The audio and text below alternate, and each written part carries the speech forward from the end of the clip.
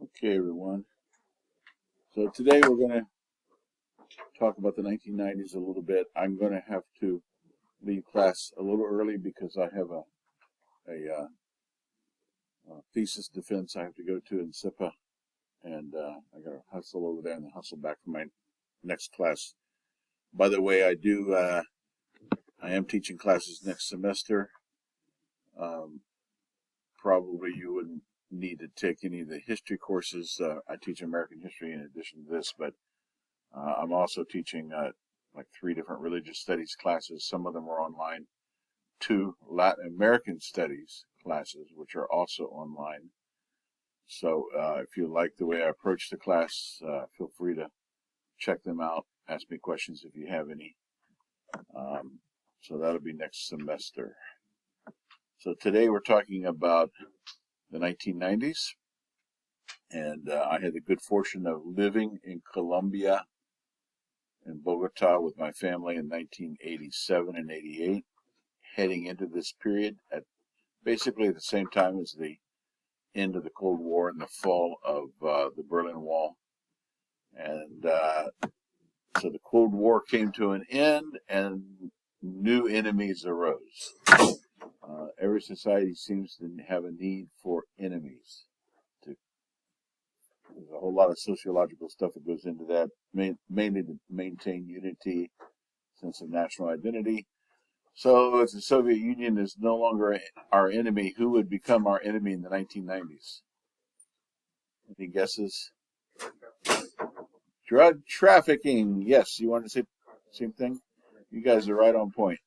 There's a great movie about this with Harrison Ford called A Clear and Present Danger. It's based on the Tom Clancy novels. Harrison Ford plays Ryan. That's his last name, I think. What's his first name? I can't remember.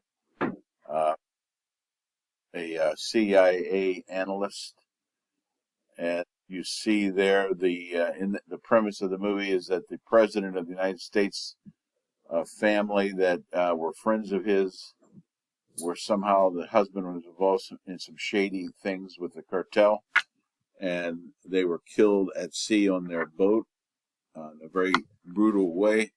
And the president gets upset and decides he wants to declare a war on drugs. And so, but he does. Everybody look up, please. I can't teach a class when you're all looking down at your devices.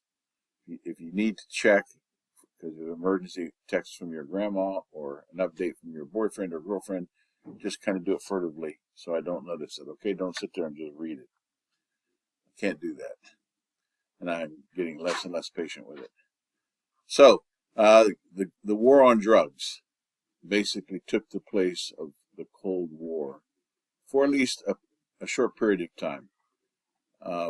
George Bush Sr., the father, George W. Bush, was in office. He was a former CIA director, and there was no real Cold War for him to get involved with, no wars to intervene in other countries. Actually, there was one, the first Gulf War, which was before our invasion of Iraq. The first Gulf War was, I think, around 1989 or 1990. And that was supposedly to protect oil wells in Kuwait from Iraq. So he was involved in that war. And he also carried out an invasion of Panama. Why? Does anyone know who was in Panama at that time? I think this was a little earlier than the first Gulf War. Who was in Panama, and why would we want to invade Panama?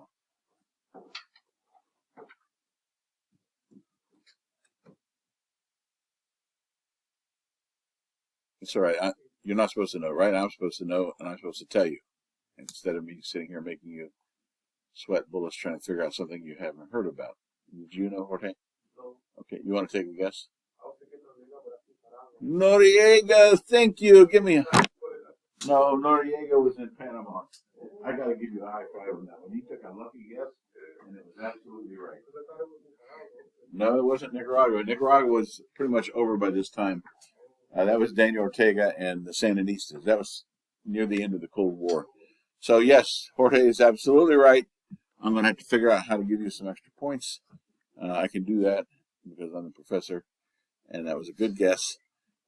So it was Manuel Noriega. Interesting character. He had a little acne problem, if I remember correctly. I say that somewhat as dry humor, a little irony. Anyway, he was a CIA informant for many years. He thought he was good because had a he had a hookup with the CIA, and the CIA, of course. I mean, I don't have proof of this, but I've seen information that they were running drugs from Colombia to Panama or Nicaragua, and then reloading them and shipping them to the United States in order to raise money to fight the communism in Nicaragua. How bass-ackwards is that? I just got a pause, dramatic pause there. So the CIA running undercover drug deals in order to raise money to buy weapons to fight against communism. Good Lord help us. Okay, one of these days I'm going home. I'm getting out of this veil of tears. Anyway, so Noriega had a hookup with the CIA. He was an informant for the CIA, so he thought he was golden. However, the president had decided that what we really needed now that the Cold War was over was a war on drugs, which, by the way, has never been won. There was never an exit strategy. No one knows what it would look like if we won the war on drugs. And the real issue is consumption, right? The number one golden rule of capitalism is if there's a demand, there will be a supply, legal or illegal. We found that out in the 1920s with Prohibition, when the law was passed to prohibit the sale of alcohol, and it didn't slow it down. Alcohol started coming in from Canada. You had Al Capone, you had the Untouchables, and we should have learned a lesson. This is the problem with history. Is if you really study history carefully and think about it, then you're doomed to watch other people repeat it, even though you may know better because you've thought about history. So pardon?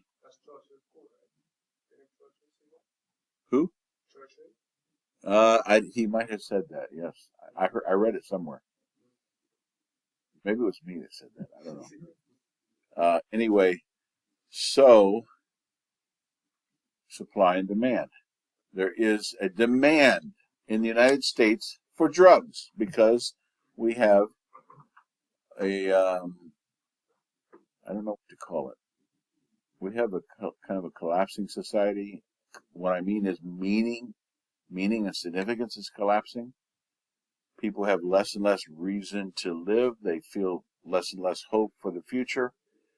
Family structures have been damaged, and you end up with people on opioids, people on heroin, people on smoking marijuana. I haven't tried it lately.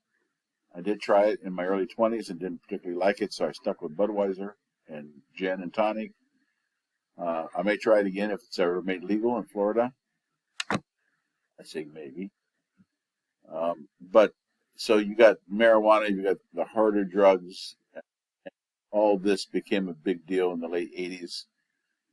And we have a huge demand. And we don't want to really talk about why we have this craving and hunger for drugs in our society.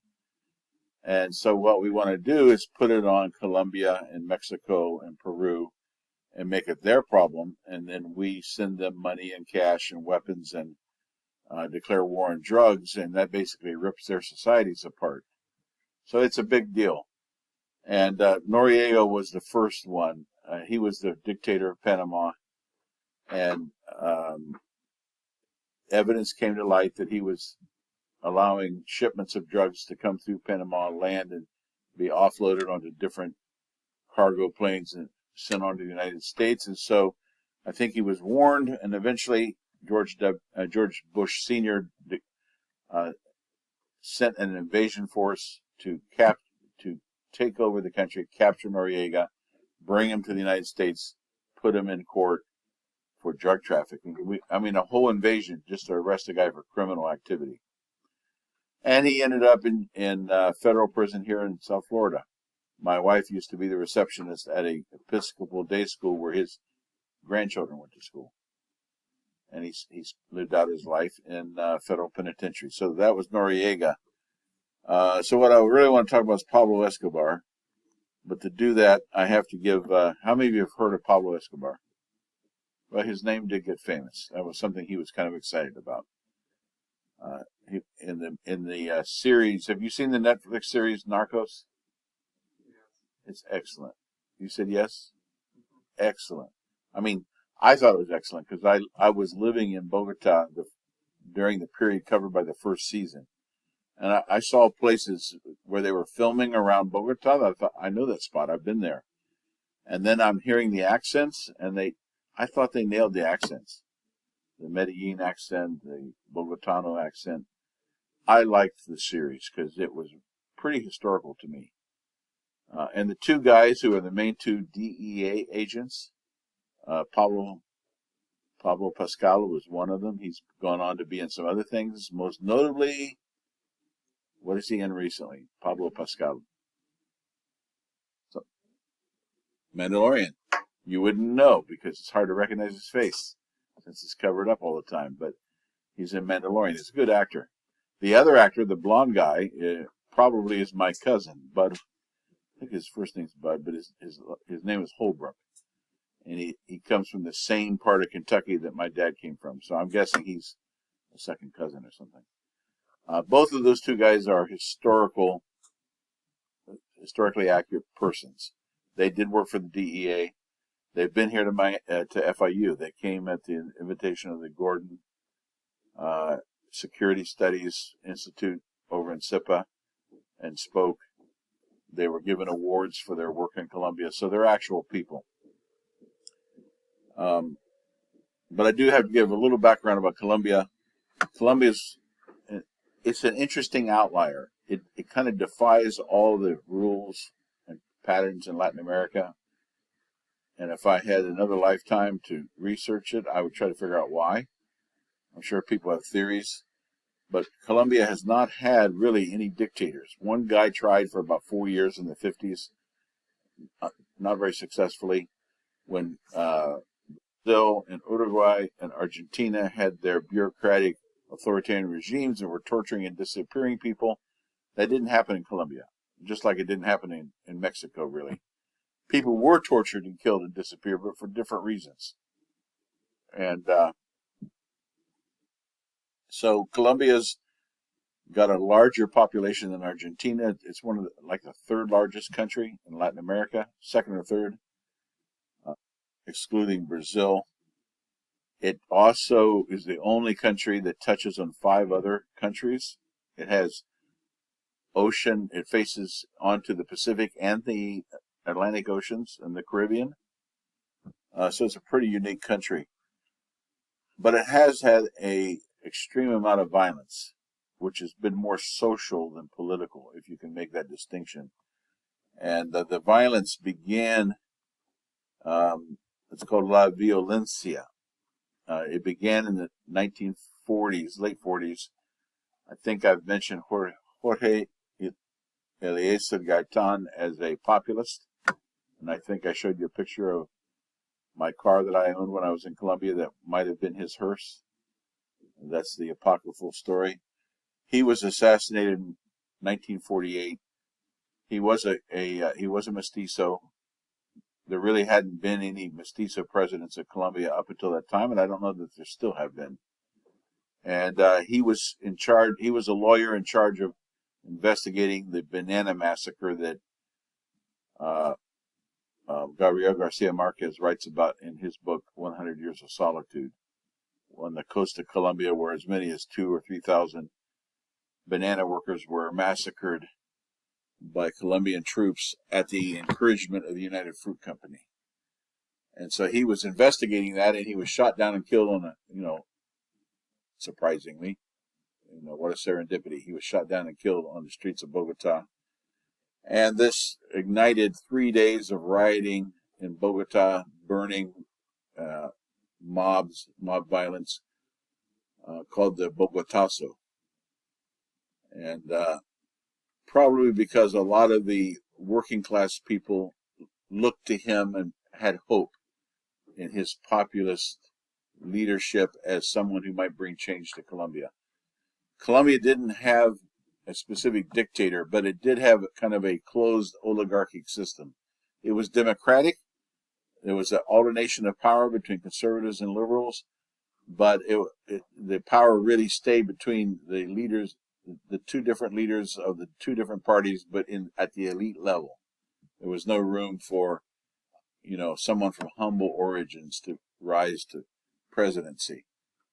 And so this Bogotazo ignited a firestorm that spread into the countryside, and for 10 years, people were just killing each other. It wasn't exactly a civil war because there were no armies opposing one another. There was no agenda, it was basically liberals and conservatives killing each other in the rural countryside. And it was over grievances, it was over economics, it was over social class, it was over religion. The conservatives tended to be pro-Catholic, and of course there weren't that many Protestants, so you couldn't say the liberals were Protestant at all. They were Catholic also, but what few Protestants or evangelicals there were tended to be liberals, because liberals stood for separation of church and state. And so there was also religious persecution going on. This continued all the way through the 1950s and never really ended. It morphed into a guerrilla civil war. So by the 1960s, after the Cuban Revolution, these formerly liberal partisan groups in the countryside who had armed themselves to protect their villages and their areas gradually became the FARC. The FARC was the number one insurrectionist group in Colombia, and that began in the 1960s at the inspiration of the Cuban Revolution. They originally were not socialists or communists. They were the liberal resistance to the conservative regime. But they eventually morphed over into a political entity called the FARC, Revolucionarios de Colombia. Fuerzas Armadas Revolucionarias de Colombia was the FARC. And then there was two other groups, the ELN, Ejército de Liberación Nacional, which had more inspiration from liberation theology. It was led by a Spanish priest. During part of the time, I think Camilo Torres died when he went to fight with that group. Then there was the M19, the movement of the 19th of July, I think it was, which took its inspiration from Simón Bolívar. And they had a tendency to do dramatic things to grab public attention, like they broke into a museum and stole the sword of Bolivar. You could almost see them as precursors to Chavez in Venezuela, in a sense, when he talks about his Bolivarian revolution. So you have this social violence, I'm going to call it, because it wasn't really a civil war, triggered by a lot of different issues, but mostly people feeling excluded from the political process. And that morphs into a political civil war, or an insurrectionist war, where you have these three different subversive groups trying to overthrow the government, and they can't, and so they end up just taking large swaths of rural Colombia and controlling it and levying taxes and having an alternative government. And that goes on. So by this time it's 20 years. And the FARC actually, 1960, 40, the FARC only recently negotiated a peace accords with the Colombian government and laid down their arms and entered into the political process. That's 60 years. 1960 to 2020. That's 60 years. That's a long time. And so after a period of the political part inspired by the Cuban Revolution, then in order to raise money to buy weapons, they started doing kidnappings and also protecting drug producers, people who were growing coca, people who had drug labs. So they got involved in the drug trade. That wasn't their original purpose, but they got involved in the drug trade. So you had this violence that kept morphing and changing and escalating in almost every decade. And by the 1990s, the FARC had become involved in the drug trade, as well as kidnappings, where they would try to raise money through extortion and kidnapping. And along comes Pablo Escobar, who was a poor kid. His dad was a farmer. Uh, he wanted to make something of himself, and he started out as a black market guy, bringing in stuff from outside of Colombia that without paying the proper import duties or taxes. Marijuana. Then he saw an opportunity in marijuana, so he began to ship marijuana to the United States that was grown in Colombia. And then he saw a greater opportunity in cocaine, and so he started to bringing coca in from Peru and processing it in Colombia and sending it to the United States. And he got all the drug gangs or drug dealers together in Medellin and said, let's not compete. Let's work together and maximize our profits and minimize the violence. So in that sense, he organized it. So he's kind of an Al Capone figure. Al Capone was the mafia head in Chicago during Prohibition, who was illegally bringing in alcohol. And this is a picture of him. And the problem was the DEA decided that they needed to do the war on drugs. Now, I'm not saying the DEA was the problem or that the war on drugs was the problem, but this complicated. He was trying to run this business, and the DEA and the Colombian certain factions of the Colombian military that were legit and honest and not corrupted were getting involved in trying to hinder his shipments and nail some of his cohort, and so he responded with escalating violence. And this is the time period I was living in Colombia. We had a car bomb go off within a half a block of our house and blew out one of the windows of our house. That was going on. It was kind of exciting to be there during that time. People thought I was nuts to take my kids and my wife down there and live in Colombia. I was going to school at Los Andes University, continuing my education, perfecting my Spanish, learning about Colombian history and literature. So season 1 of Narcos actually covers the period of time we were living in Colombia. And it's told from the perspective of Steve Murphy, an American DEA agent who was played by my second or third cousin Holbrook. And it deals with the DEA trying to track down Escobar and stop his enterprise and get him arrested. I think I got these out of order. So this slide is talking about the 19th of April movement, M19. They raised the sword of Simón Bolívar, taken from a museum display. They carried out spectacular strikes and raids. I already talked about that. In Narcos, and I don't know how accurate this is historically, I think it's a theory, but Pablo Escobar gets some kind of influence over M19. I think he captures their leader and threatens to kill him.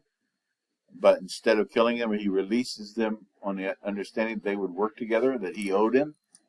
And so the theory is that M19, even though they were motivated by lofty ideals to transform Colombia, that there was some kind of back channel collaboration with Pablo Escobar. Because one of the things they did, and this was after my first trip down to Colombia to visit, this took place. M19 seized the Colombian Supreme Court building. The government refused to negotiate, and after 10 hours of ultimatums, it sent in a tank through the front door. This is called a heavy footprint. Taking a sledgehammer to a mosquito. Well, I won't call them mosquitoes, but it was a pretty intense response. So the government sent in the tanks and the army. 95 civilians died, along with all of the country's Supreme Court justices. Interestingly, there were a whole bunch of legal records in this building against Pablo Escobar, documented evidence of his crimes that got burned up in this fight.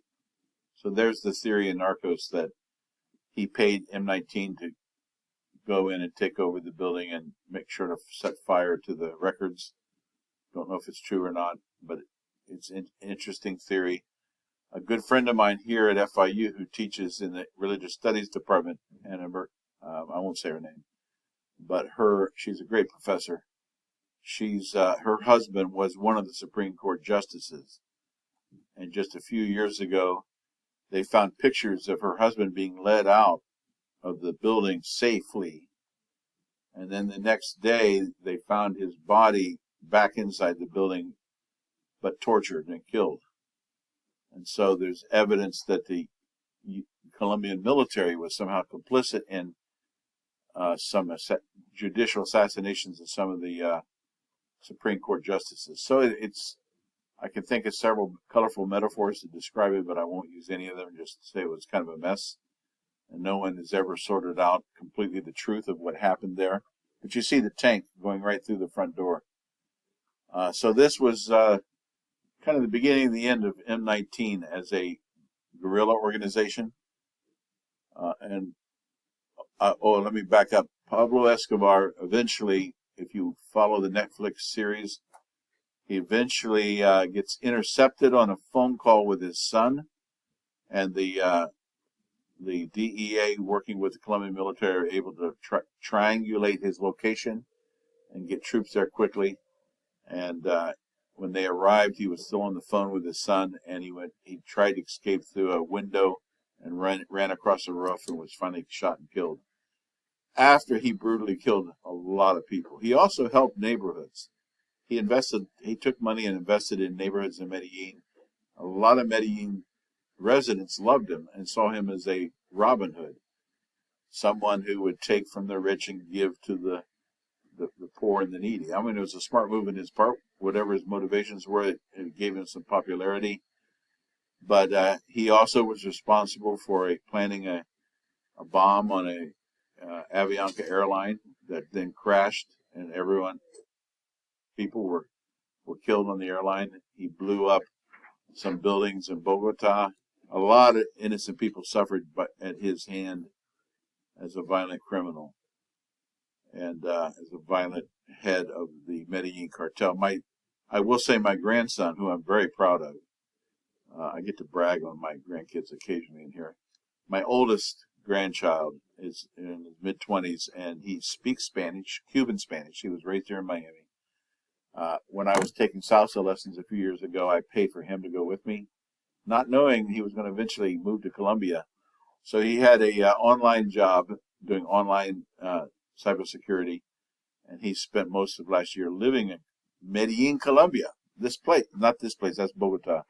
But in Medellin, where Pablo Escobar was. And it's a beautiful city now. It's considered one of the nicest cities in the Americas and pretty safe after the Medellin Cartel was dealt with. Of course, the traffic of drugs just moved to Cali. Then it moved to Mexico. You know, the supply continues. You can't win a war on human consumption. You might be able to mitigate it. You might be able to legalize it, but with qualifications that people need to seek treatment and counseling. I don't know. There's a lot of things that could be done, but we don't want to admit that we have this problem in this country. So we continue the war on drugs, ever failing, ever justifying intervention in other countries. Anybody want to push back or comment on that? I just went through a lot. So he died in the early 90s. I was back. I left Colombia and moved to Miami. Someone who knew us from Ohio. I grew up in Ohio on a farm. Okay? That's why I've been taking salsa lessons for 7 years, and I still suck at salsa because I'm a farm boy from Ohio. But someone asked me, why are you taking your family to Miami? It's dangerous. before you were born in the 1980s, there were car bombs here in Miami, and there was a lot of violence here in Miami. Gun fights between FBI agents and drug dealers, and it was a wild west. So they said, how can you take your family to Miami? It's dangerous. And I said, dude, I just returned from Bogota, Colombia. It's really not that bad. Plus, the coffee's really good. Lots of nice and interesting people. So I'll close with Gustavo Petro. Does anyone know who he is? A few of you do. Who is he? Yeah, he was a member of M19, and reformers, idealists, not necessarily intending to be terrorists or to harm civilian lives. I don't know what his role was in particular. He's the first leftist elected to be a president of Colombia. Other countries have had leftist presidents, but this is the first time for Colombia. And we'll see how he does. My hope is he doesn't push it too far, too fast, as Salvador Allende did and other people did in other parts of Latin America, and then end up in trouble with just trying to bring too much change too quickly. And he was elected last year. In fact, I was down in Colombia just visiting in the first round of elections where he and another candidate came out on top, and then they went to a runoff. So that's a quick overview of the 1990s in Colombia. On Thursday, I'm going to talk about Peru and the Sendero Luminoso. Any questions? You guys are really good today. I appreciate